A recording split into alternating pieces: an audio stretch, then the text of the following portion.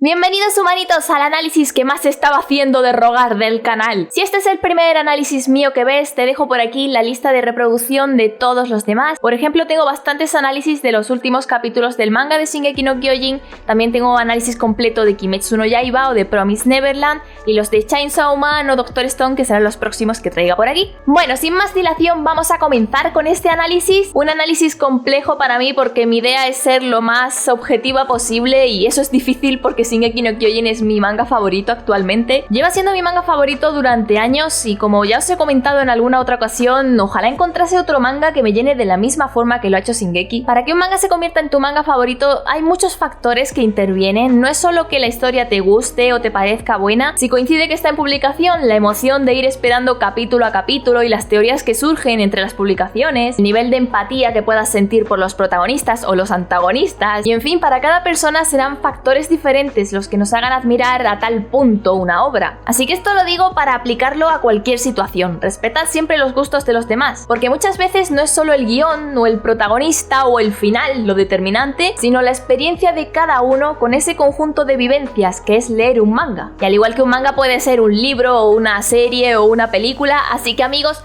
respeten los gustos. Por todo esto os digo que me va a resultar difícil ser objetiva, pero hemos venido a jugar y si tengo que ser cruel, lo seré. Vamos a seguir el mismo orden de siempre para no dejarnos nada en los laureles. Comenzaremos hablando de la historia, luego de los personajes, de las batallas, del arte, y tras cada apartado daré mi puntuación objetiva y con esas notas sacaremos luego la media. Siempre me gusta ver qué nota le vais dando vosotros a los apartados, así que id apuntando qué nota le vais dando a cada uno y al final le sacáis también la media y me lo dejáis en un comentario.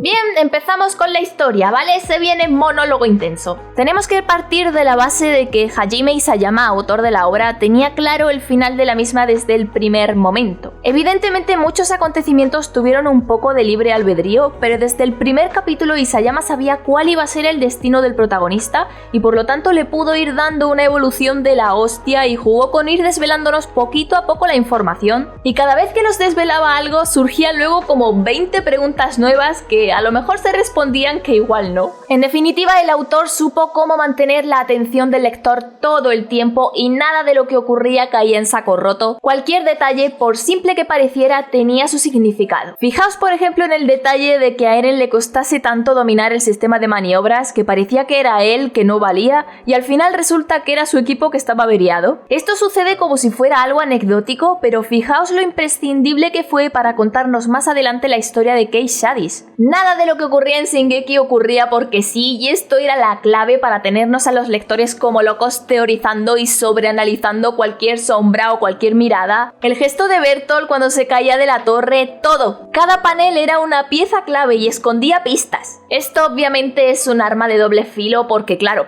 habrá locos psicópatas como yo que se releerán el manga 20 veces buscando estos detalles, y también habría gente que no le prestaría demasiada atención a la lectura y todas estas cosas pasarían desapercibidas o no llegarían a conectar bien las ideas, y para esas personas este manga podría resultar confuso o enrevesado, acabarían perdiendo el interés y llamarían a la otra parte del fandom locos psicópatas. Y es que para ser un shonen es una historia que no te lo da todo mascado. De hecho, mucha gente lo considera seinen por eso mismo. Un shonen suele ser una lectura medianamente fácil, sobre todo porque va dirigida a un público adolescente, con un hilo fácil de seguir, con su introducción, nudo y desenlace. Pero aquí en Shingeki tenemos varias introducciones, varios nudos y hasta varios desenlaces, según cómo se mire. No tenemos un enemigo definido. Dependiendo de la parte en la que nos encontremos, el enemigo serán los titanes, luego Annie, Bertolt y Reiner, luego los marlianos, luego Eren. Los buenos, entre comillas, no tienen por qué ser los protagonistas, ni los malos resultan ser al final los villanos o los antagonistas. Es muy complejo encasillar a los personajes en un rol porque son personajes muy reales, que evolucionan y que tienen un profundo trasfondo. Personajes simples o estereotipados en este manga no hay ni uno. No tenemos a la waifu mona china tetona, ni al inútil repelente, ni al chulo tsundere que siempre le tiene que llevar la contraria al protagonista. A ninguno se le puede poner una etiqueta, pero bueno, seguiremos hablando de esto en el apartado de los personajes. El ritmo en general de la historia es correcto, no es ni muy lento ni muy rápido. Sí que hay momentos en los que quizás se nos pudo hacer más pesado o más lento, como en el arco de la insurrección.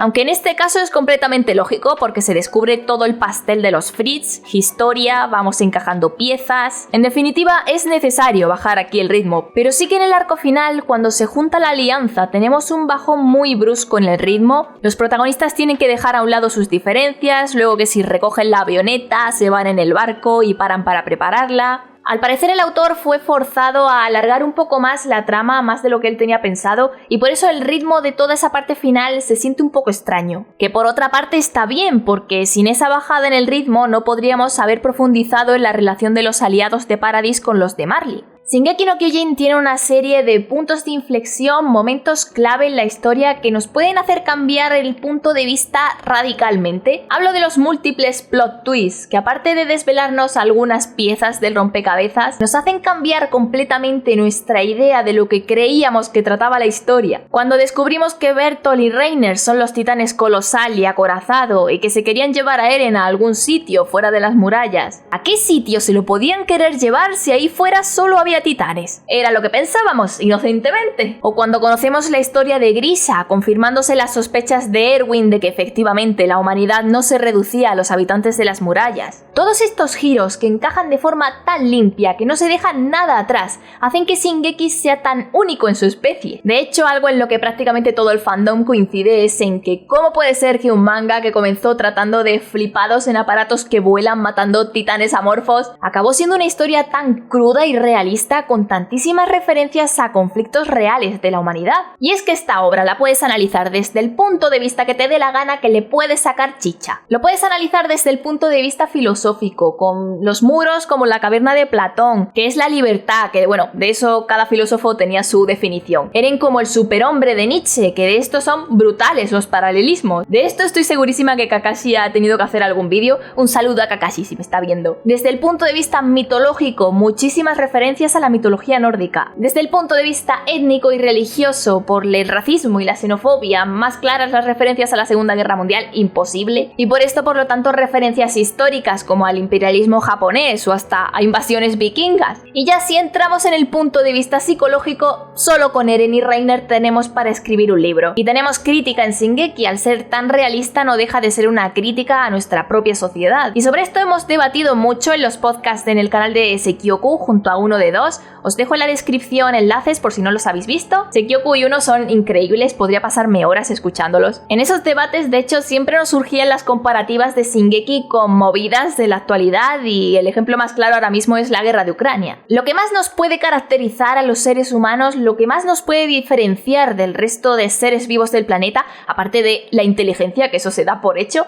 es nuestra capacidad de odiar. Nuestra maldad. Todo en esta vida se puede resolver de forma pacífica siempre que las partes implicadas estén dispuestas a solucionarlo por esta vía. Es entonces que en Shingeki nos muestran la crudeza y crueldad del ser humano. El diálogo es inútil cuando una de las partes se siente con más poder que las demás y el ser humano no aprende de sus errores. Eren acabó con el 80% de la humanidad, eliminó la singularidad de los eldianos e igualmente solo obtuvo una paz temporal, suficiente para que sus amigos vivieran una larga vida, que era lo que él buscaba, pero más tarde volvería a haber conflictos, guerras, porque así somos. Entendemos que Armin y la nueva alianza pasarían el resto de sus vidas defendiendo la vía del diálogo, pero al igual que la violencia de Eren no tuvo efecto a largo plazo, el legado que pudiera establecer la diplomacia de Armin tampoco serviría para acabar con los conflictos para siempre. Esta es la crítica de Shingeki y a mí por lo menos me hace sentir decepción por la humanidad.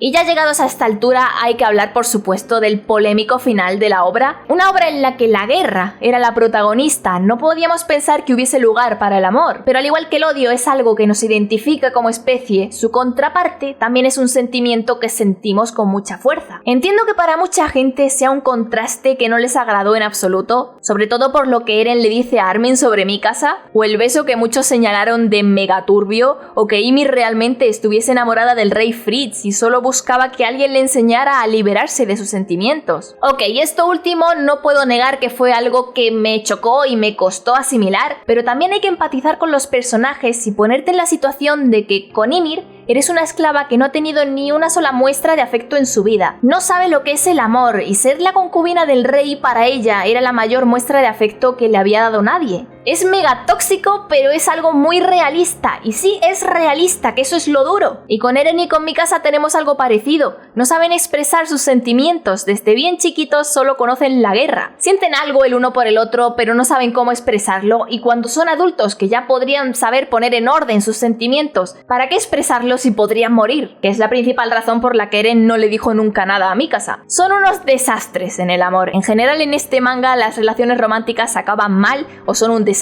o se tratan como a escondidas. Pero es que de eso va este manga, de una guerra que eclipsa por completo al amor, y por ello no es hasta el final que entendemos que lo que veníamos leyendo era un eclipse. Ha quedado precioso, oye. Esta historia nos deja una especie de final abierto, con ese niño explorador que llega hasta el árbol donde se enterró la cabeza de Eren. Puede que si ese niño cae le pase lo mismo que a Ymir y ahí abajo se encuentre con una lucigenia, pero no lo podemos saber porque así son los finales abiertos. Y sucede lo mismo con muchos detalles que se han ido dejando a la libre interpretación del lector para que teoricemos y compartamos ideas y a largo plazo se siga hablando de la obra. Porque si todo queda bien cerrado, no hay espacio a teorías y una vez finaliza la historia no entras a profundizar en nada más. Cosas como de dónde sacaban el suero titanizador los marlianos, o si todos los eldianos descienden de las hijas de Ymir, ¿por qué hay una línea de sangre que es de la realeza y el resto no? ¿O por qué solo hay 9 poderes titánicos? Todo esto da pie a muchas teorías. Los que hayáis visto mis otros vídeos o los debates sabréis mis respuestas para estas preguntas, pero no tenemos ninguna verdad absoluta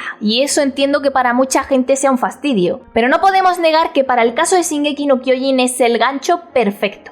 Bueno, llegamos al punto en el que hay que ponerle nota a la historia. Podría pasarme horas hablando de esto, pero bueno, hay que resumir. La idea de esto es que sea un análisis ameno porque para vídeos largos ya tenemos los podcasts. Os voy a dar también mi valoración personal a la historia y para mí, personalmente, la historia de Shingeki no Kyojin tendría un 9,7. Y esas décimas que le quito es porque se me hizo un poco lenta toda esa parte de la alianza final. Y porque, aunque el final me gusta, me lo esperaba mucho más enrevesado e impactante. Digamos que tenía las expectativas a que el final iba a ser una sacada de Isayama que nos iba a dejar a todos arrodillados a sus pies y acabó siendo un final normal. Impactante de cierta forma, pero no a lo que nos tenía acostumbrados. Eso es mi valoración personal. Ahora, de forma objetiva, lo redondeo a un 9/10. Lo que le bajaría del 10 es que, como hemos visto, es una obra a la que le tienes que prestar muchísima atención. Tienes que poner todos tus sentidos en la lectura y muy posiblemente releértelo para comprenderlo todo. Y eso para ser un shonen es demasiado pedir. Si no, comparadlo con cualquier otro shonen que os venga a la cabeza. Dragon Ball, Naruto, Bleach, que son mangas en los que te puedes saltar algún que otro diálogo si quieres, que no te va a afectar realmente para entenderlos.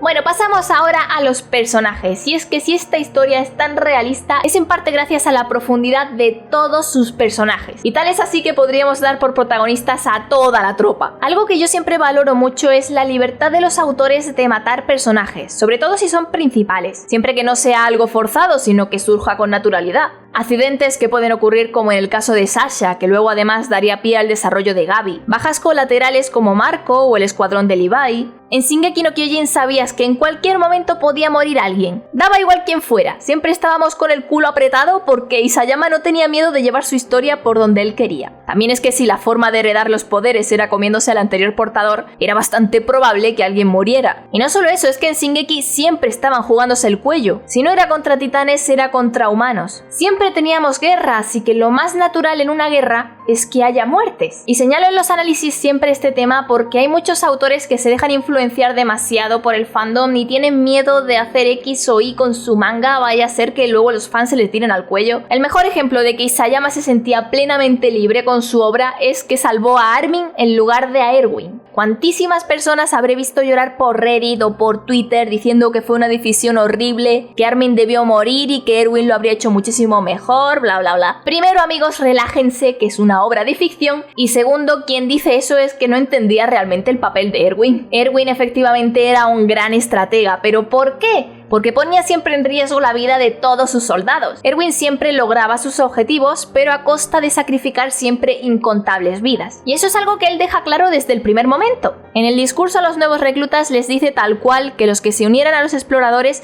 tenían que ser personas dispuestas a morir. Él fue con la verdad por delante, pero igualmente sentía la pesada carga de todas esas vidas que iban quedando atrás para que él pudiera dar un pasito hacia adelante. Erwin era inteligente y rápidamente se da cuenta de que había alguien más analítico que él. Y esto a mucha gente le pesará, pero es la verdad. Armin era más inteligente que Erwin. Que Erwin era un gran líder, que con un discurso suyo podías pasar de estar cagado de miedo a hacer la carga suicida más épica de la historia. Pues sí, las cosas como son, pero ya está. Sus estrategias eran efectivas, pero poco eficientes. Y eso él era el primero que lo sabía y por eso estaba llegando a su límite. Si Erwin hubiese muerto en la carga suicida y Floch no lo hubiese llevado hasta los tejados, habríamos tenido a un Armin muchísimo más seguro de sí mismo, sin el complejo de tener que estar a la altura de Erwin, altura a la que él estaba, pero sus inseguridades no paraban de boicotearlo. Cualquiera en el lugar de Armin se sentiría como una mierda de no poder cumplir las expectativas de los demás y con la presión siempre encima de que tienes que ser mejor que Erwin porque como no lo seas no mereces seguir viviendo. Eso es duro, es una carga psicológica de la hostia. Y Armin lo supera en 2 días, como en cualquier otro shonen. No,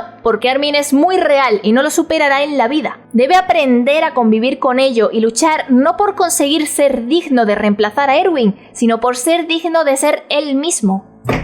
Y con esto me estoy metiendo en el análisis de los personajes protagonistas, así que vamos a seguir con Armin ya que estamos con él. El único cliché que podríamos decir que tiene Shingeki es con el trío protagonista. Mikasa como la fría y calculadora fuerza bruta, Eren como el pasional, el protagonista emocional, y Armin como el analítico, la mente del equipo. Luego veremos que este cliché se difuminará, pero en un primer momento esta es la impresión que tenemos y desde muy temprano veremos que Armin también sabe dar buenos discursos. Gracias a él averiguan la identidad de la titán hembra y tiene multitud de ideas y estrategias que son la clave para ir resolviendo todos los conflictos y rompecabezas. Tanto es así que es el único que consigue abrirle los ojos a Zeke, el que creía que el sentido de la vida era meramente biológico. No es hasta que tiene esa charla con Armin en el camino que se da cuenta. De hecho, a lo largo del manga se nos da una buena enseñanza y esto encaja con lo que decía la madre de Eren. No estamos aquí para hacer grandes cosas, solo con nacer en este mundo ya es suficiente, porque el sentido de la vida está en las pequeñas cosas. Momentos insignificantes a simple vista, pero que son los granitos que van construyendo nuestra historia. Y da igual que tu historia sea más simple o más compleja que la de tu vecino,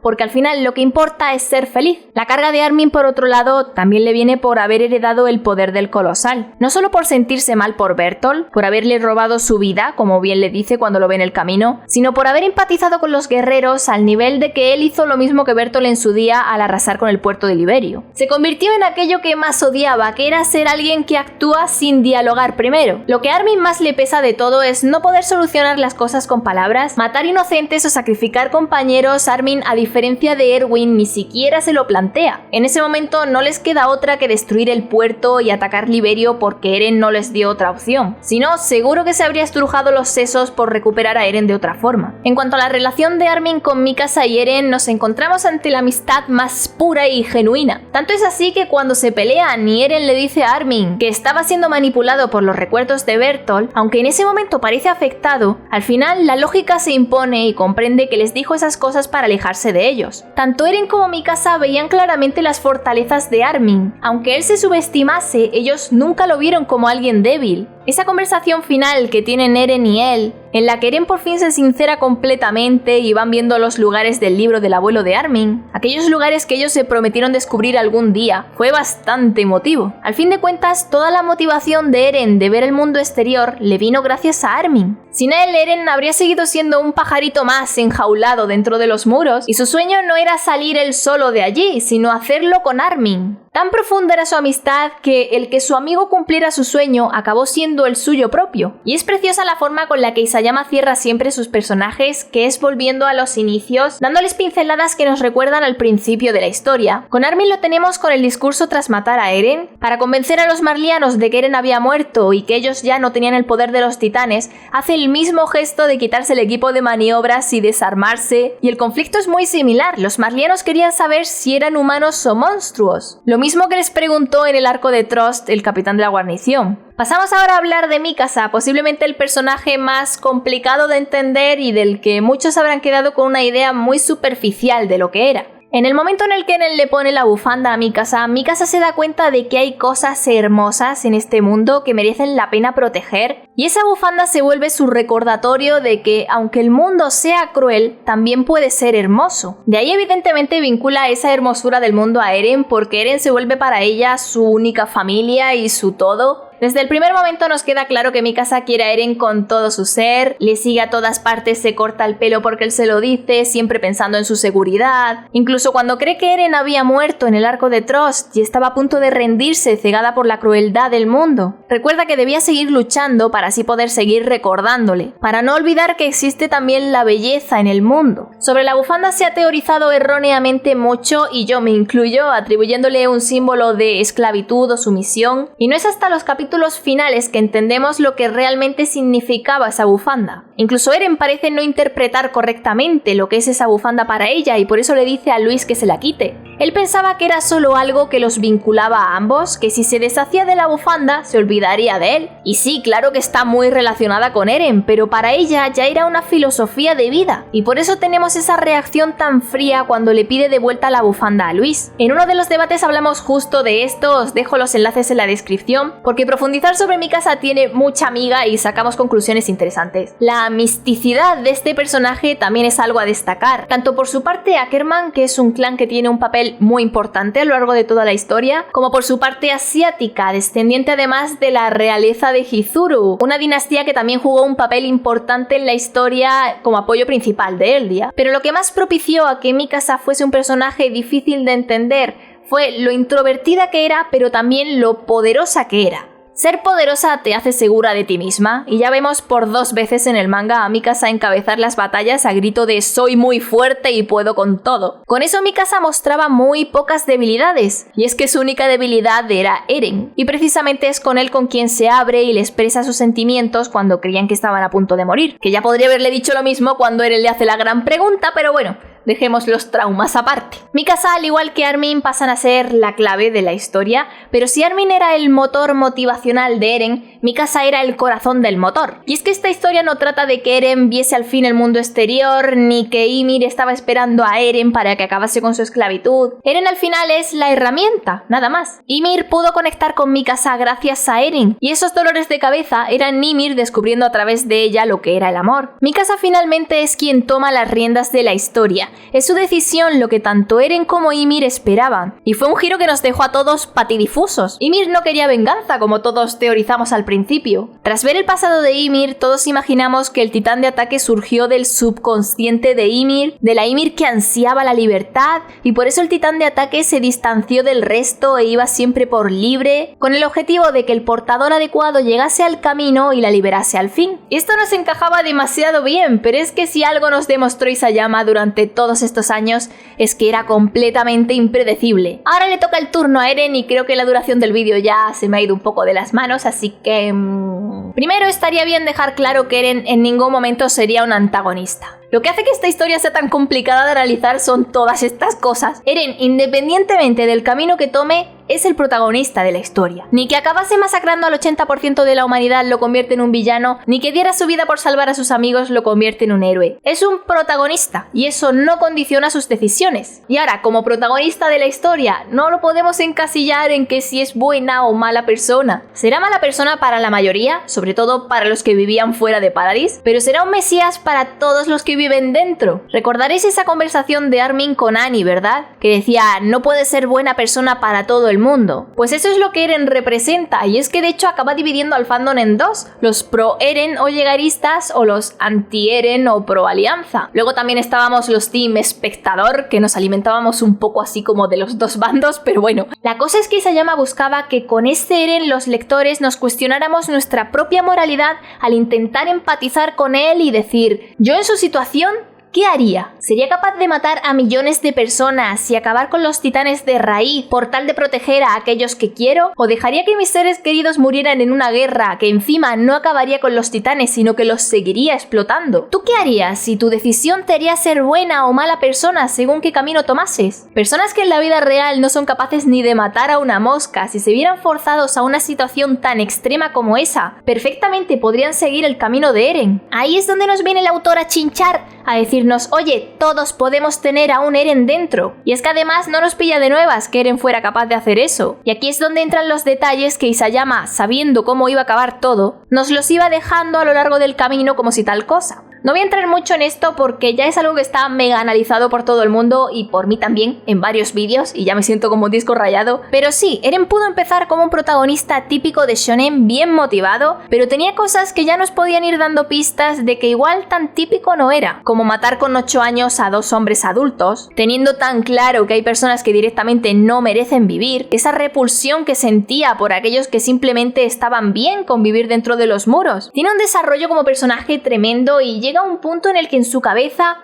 podríamos compararlo hasta con una enfermedad mental, en el sentido de que tenía un bombardeo constante de recuerdos del pasado, del presente, del futuro, de él mismo, de otros portadores. Dime tú quién no acabaría loco si ni siquiera sabes si lo que estás pensando ahora corresponde al presente. A mucha gente le enfadó esto, que Eren no tuviera una razón clara de por qué llevó el retumbar a tal extremo. Todos queríamos que tuviera una justificación llevada por su sed de venganza y la decepción que sentía por encontrar que más allá de los muros lo que había era injusticia y odio. Pero no, Eren no tenía ningún plan. Eren era como tú y como yo, llevado a un punto tan desequilibrado que lo único que podía hacer era seguir hacia adelante. Y habría acabado con el 20% de la humanidad restante si no lo hubiesen parado simplemente porque podía hacerlo. Es gracias a que lo detienen que él consigue su verdadero objetivo, el objetivo que grita desde el primer capítulo, exterminar a los titanes. Y gracias a que los extermina, sus amigos se salvan y pueden tener la larga vida que él deseaba que tuvieran. En lo personal no estoy de acuerdo con todas las críticas que se le hace al personaje de Eren. Creo que Isayama justifica perfectamente toda su trayectoria y quedarnos con que Eren al final es un pájaro es la cosa más superficial y estúpida de las que te puedes quedar de Shingeki. Es que es muy estúpido que puedas entender que esto es una obra de ficción y por lo tanto hay ciertas personas que se pueden transformar en titanes, pero no entiendas que a modo de figura literaria nos están diciendo que Eren ha alcanzado la libertad tras la muerte, simbolizándolo como distintos pájaros que observan a sus amigos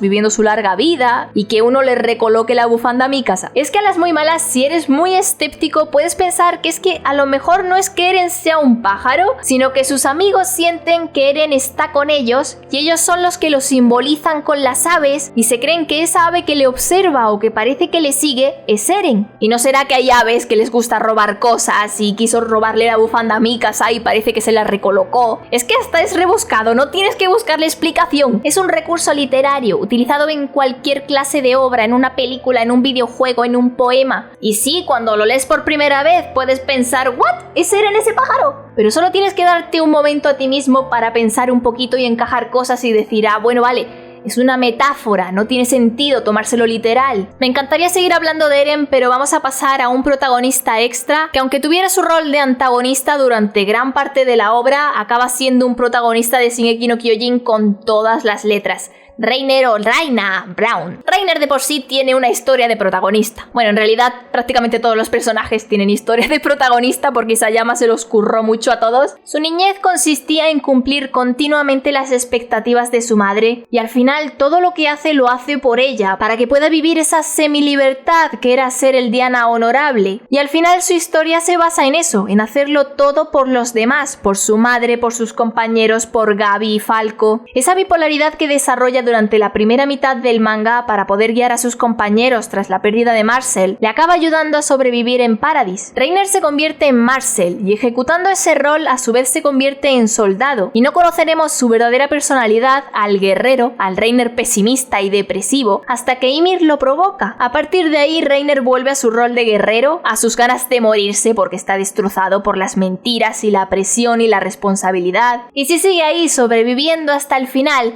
es porque en realidad no es muy diferente a su titán. Reiner psicológicamente es muy resistente. Está al borde del suicidio, sí, pero no lo hace. Alguien puede pensar equivocadamente que pasar por esa situación es porque eres débil, pero es todo lo contrario, porque llega a caer hasta ese punto y no se rinde porque lo hace por los demás. En un momento tan egocéntrico como es el querer quitarte la vida, y no es despectivo, es porque en ese momento tu cerebro se bloquea de tal forma que solo puedes pensar en ti mismo. Reiner pudo pensar en los demás y en la utilidad que él puede seguir teniendo para hacer cosas buenas. Ese giro completo de guión que tenemos cuando entramos en el arco de Marley, nadie mejor que Reiner lo podía protagonizar, y sí que es verdad que Gaby y Falco son también bastante protagonistas, pero ellos dos van muy enlazados a Reiner, así que lo resumimos en Reiner. Vemos más allá del océano y vemos el otro lado de la moneda, guiados por un personaje que era un enemigo, pero que desde su perspectiva todo se ve tan diferente. Y esa es la cuestión, al final en Shingeki todo es cuestión de perspectiva, igual que en la vida real. Dejamos aquí a los protagonistas, podría hablar de Levi, podría hablar de Jin, pero dentro de lo espeso que es Shingeki no Kyojin estoy intentando hacerlo lo más ameno posible, así que me centro en profundizar en los puntos clave. Por todo lo que he comentado, los protagonistas de Shingeki no Kyojin tendrían un 10, de hecho para mí personalmente tienen un 10, pero para darle una nota objetiva, al igual que con la historia,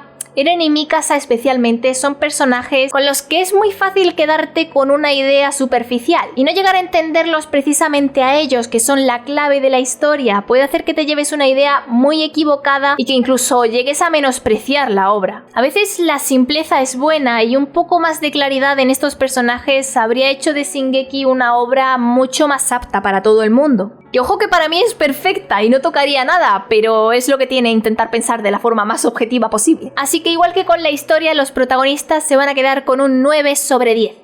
Como hemos visto al principio, es muy difícil encasillar a los personajes en un rol y es muy relativo decir que Eren es malo y que Reiner es bueno. Es bastante complejo por lo que hablamos de la perspectiva. En otros shonen tendremos clarísimo quiénes son los villanos y quiénes son los héroes, pero en Shingeki es imposible. De los personajes que voy a hablar ahora, algunos serán antagonistas, pero otros van a estar un poco como en un limbo. Los voy a juntar para valorarlos con este título, pero algunos están ahí un poco con pinzas. Como antagonista real tenemos por ejemplo a Marley en sí, la nación de Marley. Todos los marlianos que perpetuaban la discriminación hacia los eldianos serían nuestros antagonistas de manual. Es muy fácil culpar a otro cuando algo va mal y si no solo tenemos que mirar a cualquier gobierno. Da igual el país que sea y el partido que sea, que quien gobierna siempre pondrá excusas y echará mano del pasado para decir que ellos no han podido hacer las cosas bien porque mira lo que hizo fulanito hace 20 años. Marley, a pesar de tener bajo control a los titanes, seguían ejerciendo ese odio hacia los eldianos y los hacían pagar por crímenes que no habían cometido, pero que se habían transmitido con rencor de generación en generación. Es una crítica estupenda, como ya hemos visto antes, a conflictos y a prejuicios que a día de hoy seguimos teniendo y que hemos tenido. Marley nos genera una impotencia tremenda. Nos sentimos igual de frustrados que los protagonistas cuando viajan a Marley para intentar contactar con algún apoyo y se dan cuenta de que si ya de por sí los eldianos del continente vivían en la peor de las injusticias, los eldianos de Paradis no tenían ni la más remota posibilidad de ser escuchados. Esas sensaciones que nos genera Marley de frustración, impotencia, injusticia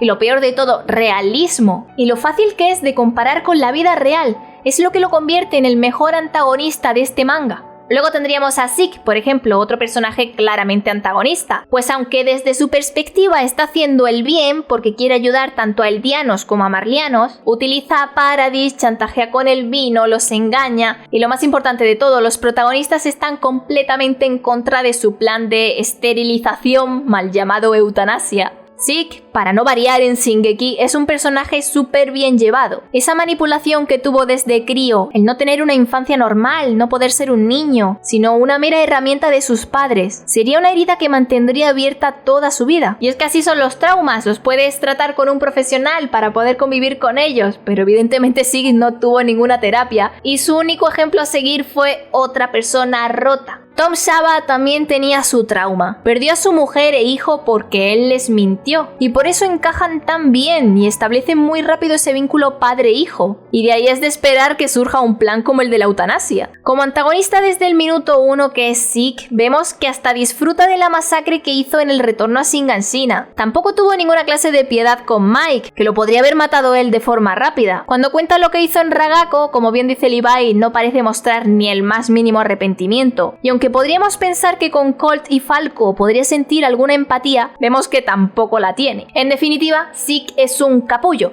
pero un capullo brillante. Su punto débil es a lo que le ataca a Eren. Zeke no pierde la esperanza en sanar su herida de falta de afecto familiar con su medio hermano, y para él vivir el resto de vida que le quedaba con él era suficiente. Y claro, Eren se aprovecha. Y en verdad, gracias a que Eren lo utiliza, Zeke se quita la espina que tenía con su padre y se da cuenta de que Grisha en realidad le quería y se arrepentía muchísimo. Y es así que se allana el terreno para la conversación que tendría más tarde con Armin. En el camino tuvo tiempo de sobra obra para aclarar su mente y al final llegó a la conclusión de que, como seres vivos mortales que somos, solo tenemos una función y es hacer todo lo posible para conseguir la inmortalidad. Y la única forma que tenemos es manteniendo la especie con descendencia que herede los genes. Claro, cuando Armin le abre los ojos ya lo ve todo de otra forma y entendía que en esa vida había matado a tantas personas que él ya no tenía derecho a poder seguir disfrutando de las pequeñas cosas, así que se lanzó a la muerte exponiéndose ante Levi con la esperanza de que en otra vida pudiera disfrutar de lo que realmente importa. Increíble, Zeke. No es de mis personajes favoritos, pero cuando un personaje es bueno hay que decirlo. Otro que tal baila es Floch y además es odioso como él solo, pero si es odioso es porque también es brillante. De este sí que es verdad que podríamos echar en falta algo de historia o algo más de interacción cuando están todos juntos en la instrucción, pero con lo poco que conocemos de él es suficiente para hacernos una idea de que es el perfil clásico de persona que entra en la guarnición. Como todos, evidentemente en la carga suicida estaba cagado de miedo, pero el destino le dio una segunda oportunidad y volvió a nacer. Así que la vida de Floch hasta ese momento nos da igual, porque fue a raíz de que rescata a Erwin que nace el personaje de Floch que nos viene a interesar. Floch es un superviviente, está harto de recibir palos y sabe que la única forma de que las cosas funcionen rápida y eficazmente es con miedo. Floch es el perfecto dictador, hasta hace su propio golpe de estado como si fuera el enviado de Dios a poner orden en Paradis si Dios fuese Eren. Eren al final utilizó a Floch, al igual que utilizó a Zeke y a Yelena, supo dónde tocarles para manipularles y Floch al final se convierte en el perfecto aliado del retumbar. Tenía capacidad de liderazgo para juntar a todos los soldados jóvenes y encabezar el movimiento revolucionario de los Jägeristas, que no dejaba ser una mezcla de limpieza de los viejos altos cargos con ideales nacionalistas y xenófobos. Su liderazgo, muy inspirado en Erwin, Floch lo admiraba muchísimo y se nota claramente que quiere imitarlo, y ya que Armin, según él, no está a la altura, él sería el reemplazo. Pero claro, Floch, al igual que Luis, que no entendía del todo a Mikasa y se quedaba así como con la parte mala del mundo, Floch solo imitaba la parte mala de Erwin, que el fin justificaba los medios. Y no entendía que en realidad a Erwin le pesaba muchísimo esa clase de decisiones. Pero claro, es que Floch, ¿qué iba a saber si no conocía realmente a Erwin? Él solo veía al Erwin demonio que encabezaba cargas suicidas como si nada, y que con solo gritar "entreguen sus corazones" motivaba a pelear hasta la muerte a cientos de soldados. Floch en parte también deseaba ese protagonismo de ser quien ayudase a Eren a cumplir el retumbar, y por eso les hace la vida imposible a la alianza y no se rinde ni tras ser disparado por Gabi, y es su culpa que al final Hanji tiene que sacrificarse, y eso yo, Floch, no te lo perdono. De estos tres antagonistas que llevamos hasta ahora no tengo pega alguna, son brillantes tal y como son, serían un 10 ahora mismo, pero tengo que hablar de otro personaje que no es un personaje como tal y se encontraría en ese limbo que os he comentado antes. Hablo de la Alucigenia. Me parece imprescindible mencionarla por la importancia que tiene para dar sentido a la historia, pero en este caso no podemos decir que sea buena o mala porque no tiene realmente conciencia. Es un ser vivo que sobrevive a toda costa. Ya está. Solo eso, pero también es algo que tanto la Alianza como Eren quieren destruir, porque su existencia implica todos los conflictos que hay y ha habido. Al final la Lucigenia es simplemente la explicación al poder titánico, pero lo que nos jode aquí es que algo tan importante se haya presentado tan al final de la historia y ni siquiera termine de dar explicación a muchas preguntas que llevábamos arrastrando desde que conocimos el pasado de Ymir. Isayama deja muchísimas cosas en el aire, primero para no pillarse los dedos y segundo para que todas esas dudas que quedaron sean motivo de debate entre los fans, que al final es lo más divertido. Pero no deja de ser un elemento que nos dejó más confusos que otra cosa. Fue como, ¿y esto qué es? ¿De dónde ha salido? ¿Es un extraterrestre? ¿Es un parásito mágico? ¿O cómo va esto? En el último tomo Zeke nos cuenta muy por encima cómo surgió, pero al final nos quedamos con una sensación de falta de información. Por cómo acaba el manga, podemos pensar que se trata de un ser inmortal. Teóricamente la Lucigenia murió al matar a Eren, pero no tiene por qué ser así del todo. Quizá lo que murió de la Lucigenia fue el vínculo que tenía con los Eldianos, el vínculo que estableció con Ymir y que ésta luego le pasó a Eren. Y tras romperse hizo modo Fénix, parece que murió, pero más adelante seguramente acabaría resurgiendo de las cenizas de la cabeza de Eren, y eso explicaría por qué el árbol tiene la misma forma que cuando Ymir la encontró. Pero bueno, mis teorías no vienen al caso en este vídeo. ¿Sabéis qué? Creo que no sería justo bajarle la nota a los antagonistas por haber metido a la Lucigenia en este saco. Así que esta última no va a influir en la nota y le voy a poner a los antagonistas el pedazo de 10 que se merecen. Y sumando esas notas nos daría una media de 9,5 para los personajes, que esa es la nota final con la que luego haremos la media.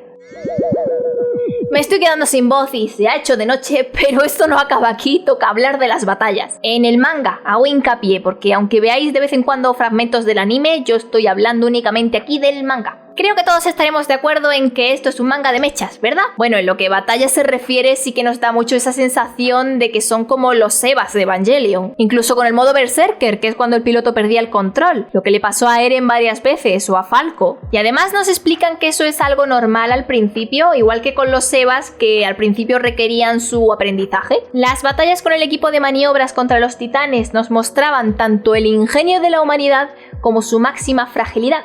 Al más mínimo error estabas vendidísimo y los titanes, aunque no parecieran ser inteligentes en absoluto, su instinto de devorar humanos los hacía parecer de lo más ingeniosos. Al igual que el resto de la obra, las batallas fuera de ese ambiente de fantasía eran muy realistas. Si fallas, mueres. Y da igual lo habilidoso que seas, que no va a venir ningún héroe a salvarte en ningún momento. Los recursos son limitados, si se te acaba el gas, ahí te quedas. Los personajes tienen que hacer un uso responsable e ir a recargar cada cierto tiempo y las cuchillas también se partían y se desgastaban. En cuantísimos mangas que usan katanas habremos visto a los protagonistas matar a cientos y miles de enemigos y que la katana lo aguante todo y no se desgaste y corte desde el primer momento como si fuera mantequilla. Es parte de la fantasía, así que tampoco le damos importancia, pero cuando se dota una historia con estos detalles haces que las batallas cuenten con un hándicap extra. Lo más épico que nos trae este manga con el uso del sistema de maniobras es sin duda el uso que le dan los Ackerman. En el anime evidentemente es donde mejor se pueden explayar, pero en el manga Isayama nos sabe destacar estupendamente la diferencia de alguien normal con el equipo de maniobras con un Ackerman con el equipo de maniobras. Y es que el autor le daba personalidad a los movimientos y técnicas de cada uno. Levi siempre será el que más destaque porque ya de por sí la forma de coger las cuchillas era diferente e iba por ahí como un Beyblade, pero todos tenían su personalidad reflejada en su forma de manejar el equipo. Y sí, epicidad no nos falta en ningún momento. Ya podían ser combates de equipo de maniobras contra titanes, titanes cambiantes contra titanes cambiantes. ¿Qué momentazos épicos tenemos para dar y tomar? Seguro que todos tenéis vuestro favorito, hay muchos donde elegir, así que no coincidiremos todos con el mismo, pero seguramente el combate más épico y el que la mayoría de lectores tendremos como favorito es el combate del martillo de guerra en Liberio. Si ya de por sí la historia nos dio aquí un giro de guión brutal, le sumas transformaciones mega épicas, tanto de Eren como la del Warhammer, una situación de reencuentro de todos los personajes principales, destrucción y caos por todas partes, el sistema de maniobras mejorado con el que casi se cargan al carguero y al mandíbula, descubrir la apariencia y la habilidad del martillo de guerra que para mí fue amor a primera vista, y la forma en la que se desenvuelve Eren con esa seguridad, con ese ingenio y sangre fría, y ya el culmen es usar al mandíbula de cascanueces para hacerse con el martillo de guerra. Eso ya fue.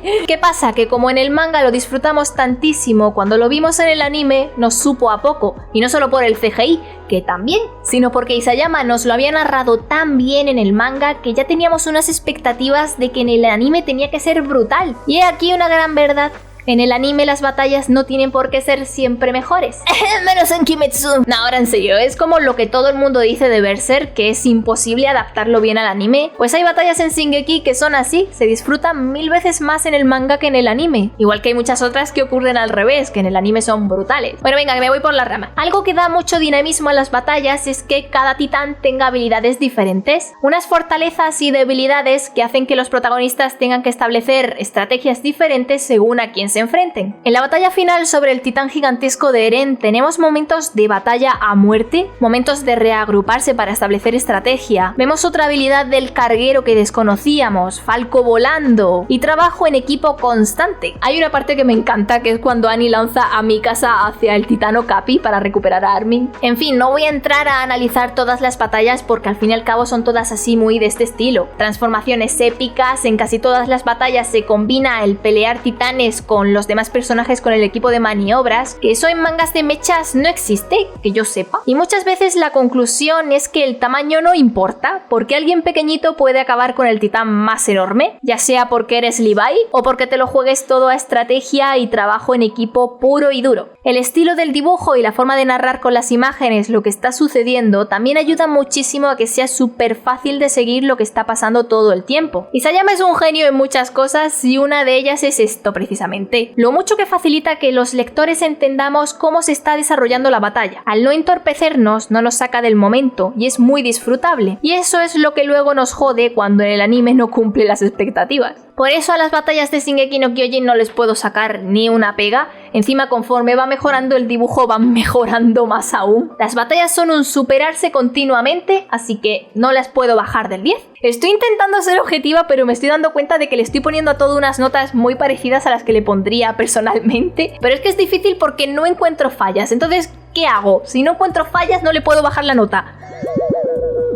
Y ahora ya pasamos al último punto y mi voz lo está agradeciendo, de aquí salgo afónica. El arte, el estilo del dibujo del mangaka, el diseño de personajes, los paisajes y fondos, etc. Para empezar hay que partir de que este es el primer y único manga que ha hecho Isayama. Es por ello que encontramos una evolución del dibujo brutal. Empezar a leer ahora los primeros tomos es un poco de risa, porque no tiene nada que ver con el estilo de los últimos tomos. Y aún así la curva de mejora fue tan suave que no notamos un cambio drástico en el dibujo, sino que poco a poco fue mejorando sin ser muy conscientes de ello, y cuando nos quisimos dar cuenta es porque estábamos viendo ya una obra de arte. Estaría bien que de aquí a un tiempo se hiciera un remake, al menos de los primeros tomos, porque el dibujo del principio no hace justicia. Se ve muy básico, incluso así como infantil, y no corresponde con lo cruda que es la historia, cosa que el dibujo del final sí que corresponde. Isayama acaba desarrollando un estilo de dibujo único, con una personalidad tan característica, que son esas rayitas, ese sombreado de rayitas que da todo el toque, que da esas expresiones tan características. Y es que precisamente Isayama se vuelve un hacha en las expresiones. Las caras de ira, de miedo, decepción, no hay ninguna expresión que se le resista a este hombre, cosa que también hay que aplaudir del anime, porque los estudios de animación lo han sabido plasmar muy bien, sobre todo MAPPA, que le ha tocado adaptar la parte con más personalidad, y es de agradecer tanta fidelidad del estilo. Y en cuanto a diseño de personajes, tenemos características tan distintas en cada uno que me puedes enseñar solo las cejas de quien quieras,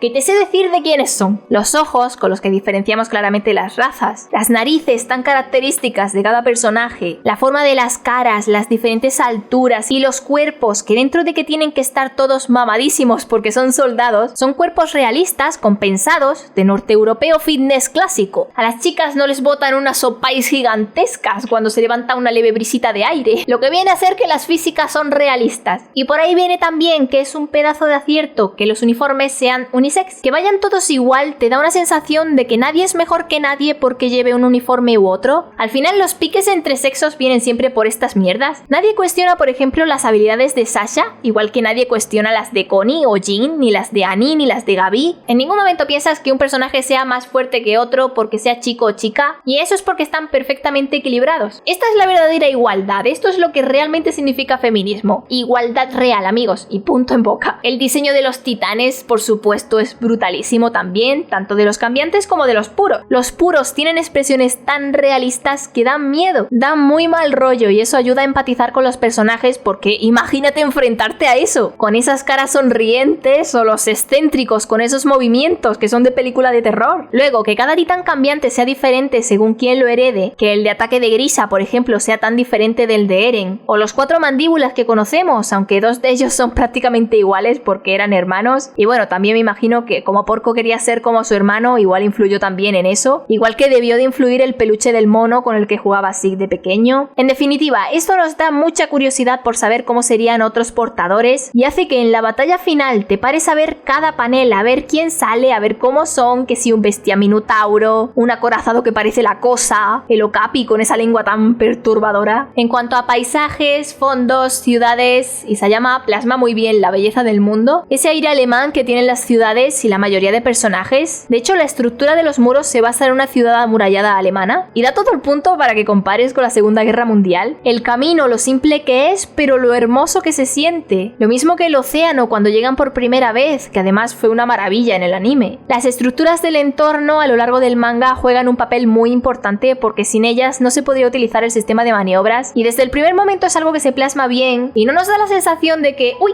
qué edificio más conveniente o qué árbol más conveniente. No, porque desde el primer momento sabes el entorno en el que se mueven y todo se ve bastante natural. Por desgracia tengo que valorar junto todo el arte de la obra, es decir, que por muy buen desarrollo que tuviera Isayama con su dibujo, tengo que valorarlo por igual que con los primeros tomos, lo que sin más remedio le tiene que bajar la nota. Es que además, al ser al principio, puede echar a muchos lectores nuevos atrás al ver tanta diferencia con el anime. Las primeras impresiones son siempre algo muy delicado. Aún así yo creo que compensa bastante la calidad de dibujo que alcanza el manga al final, así que podemos redondear hacia arriba, no creo que nadie se queje. El arte de Shingeki no Kyojin lo vamos a dejar en un 8,5. Es que las primeras impresiones son muy duras. Y ahora es el momento de hacer la media. Tenemos un 9 en la historia, un 9,5 que salió de ese 9 y ese 10 en protagonistas y antagonistas.